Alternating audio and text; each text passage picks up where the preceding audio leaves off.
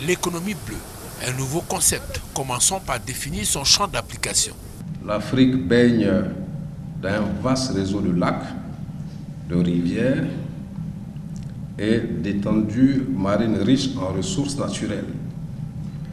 Les eaux territoriales sous juridiction africaine totalisent quelques 13 millions de kilomètres carrés et le plateau continental s'étend sur 6,5 millions de kilomètres carrés. Le champ délimité relèveront son poids économique.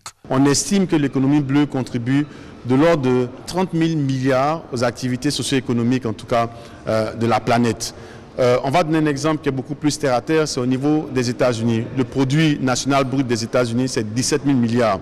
Dans les 17 000 milliards de dollars, le produit national brut des États-Unis, l'économie bleue y contribue pour 83,7%. Voilà qui justifie la prise de conscience des pouvoirs publics pour une meilleure exploitation de cette économie au service des générations futures. D'où le panel de haut niveau organisé à l'occasion de la célébration du trentenaire de l'Académie des sciences et techniques de la mer d'Abidjan et la mobilisation des personnalités du secteur maritime traduit localement l'importance du sujet en débat.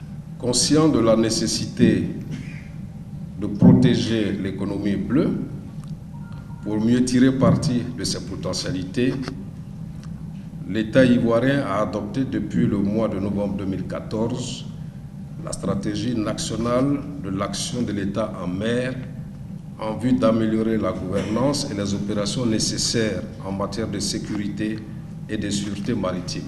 Durant plus de 3 heures, les panélistes ont analysé les forces et faiblesses de la mise en œuvre du potentiel socio-économique du secteur maritime pour les pays du Golfe de Guinée et souhaité une synergie d'action pour protéger l'espace maritime pour les générations futures.